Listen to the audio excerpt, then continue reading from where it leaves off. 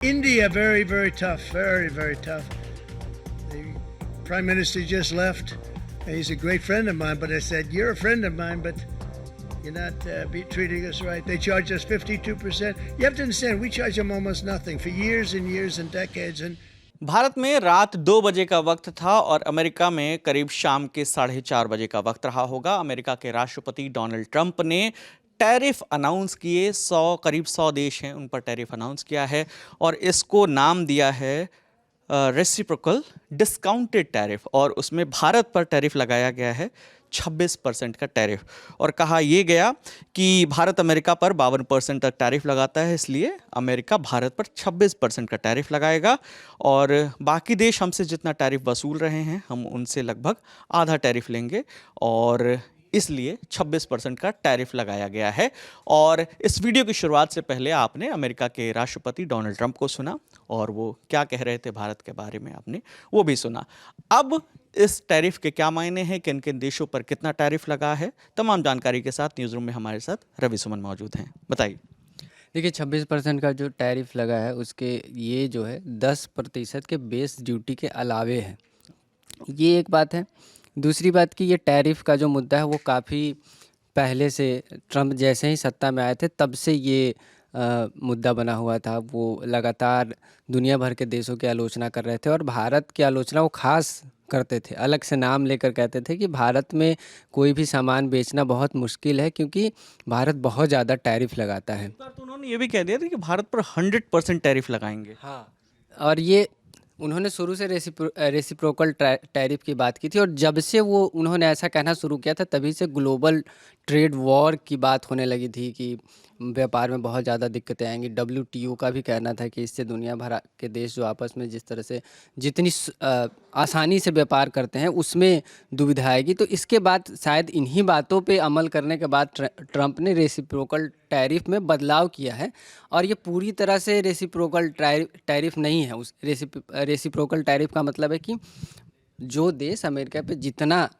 Tariff लगाएगा America भी उन पर उतना ही टैरिफ लगाएगा। इसको ये भी कहा जाए जैसे को तैसा। हाँ, तो जब उन्होंने ये बयान दिया था पहली बार रेसिप्रोकल टैरिफ का तो उन्होंने एकदम बहुत ही एक्यूरेट कहा था कि ना 1% भी कम ना 1% भी ज़्यादा। लेकिन अब ये अटकलें चल रही थी कि कितना लगेगा है ना और कब लगेगा। अब वो सब कुछ स्पष्ट हो गया है। ट्रंप ने इसको नाम दिया है डिस्काउंटेड रेसिप्रोकल टैरिफ, है ना, यानी कि जितना पूरी तरह से जितना आप लगाएंगे उतना तो नहीं लगाएंगे। और ये सिर्फ भारत के लिए ही नहीं है, जिन 100 देशों के लिए उन्होंने टैरिफ की घोषणा की है उन सब के लिए यही रुख रखा है कि जितना वो लगाएंगे हम उसका आधा लगाएंगे, है ना। जैसे जो लिस्ट उन्होंने जारी की है उसमें ये बताया गया है कि भारत अमेरिका पे 52% का टैरिफ लगाता है, तो इसलिए अमेरिका उन पर 26% यानी 26% का टैरिफ लगाएगा। ये एक बात है।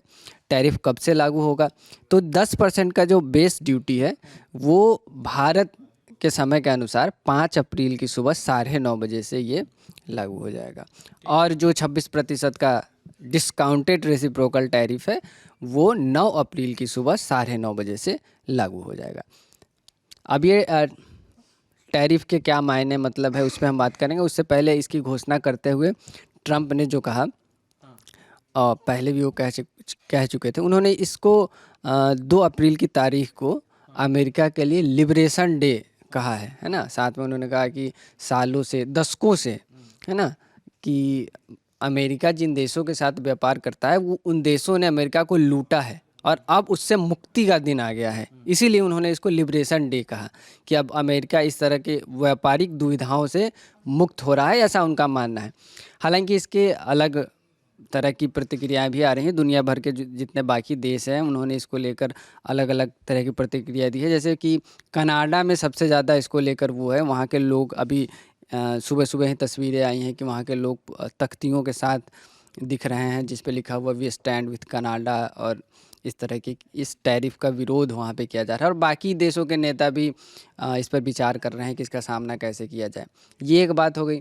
अब है कि ऐसा नहीं कि पहली बार टैरिफ पर अमेरिका ने सख्त रुख अपनाया है। पहले कार्यकाल में भी ट्रंप ने ऐसे कुछ फैसले लिए थे चीन को लेकर और कई और देशों को लेकर, तो उस समय ऐसा देखा गया था। अगर आप डेटा देखें तो इससे ऐसा नहीं था कि अमेरिका को बहुत ज़्यादा फ़ायदा हो गया था, या इससे सबसे ज़्यादा नुकसान अमेरिका के किसानों को हुआ था। और ये सब कुछ कैसे काम करता है, इसको समझने के लिए टैरिफ के बारे में ये कहा जाता है कि वैसे तो स्पष्ट रूप से, अगर प्रत्यक्ष रूप से सामने सामने आसान भाषा में देखें तो आपको लगेगा कि एक देश पे टैरिफ लगाया जा रहा है, मतलब एक देश को टैक्स देना है, पैसा देना है। लेकिन Basically, जो भी सामान एक देश से दूसरे देश जा रहा है, बॉर्डर का टैक्स मान लेते हैं आसान भाषा लेकिन ये पूरा सच नहीं है।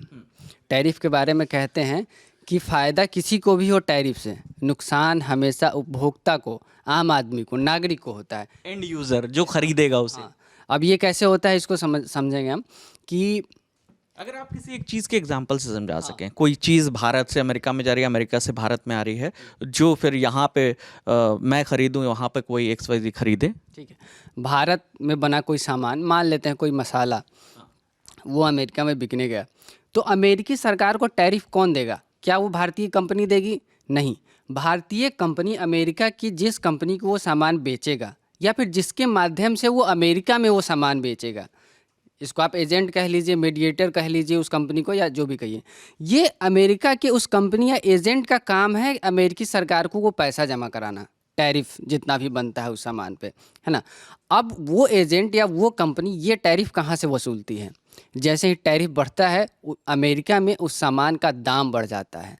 वही टैरिफ उस सामान की कीमत में जोड़ दिया जाता है, तो वो पैसा एट द एंड कस्टमर को देना पड़ता है। उपभोक्ता वो पैसे चुकाते हैं और फिर वो पैसा अमेरिकी सरकार के पास जाता है। यही हुआ था पिछली बार जब चीन को लेकर टैरिफ बढ़ाया गया था, तो वहाँ पे अमेरिका के किसान सोयाबीन और मक्का और मीट, ये सब चीज़ जो भी वहाँ पे मैन्युफैक्चर होता है, वो ज़्यादातर दुनिया के बाहरी देशों में बिकते हैं।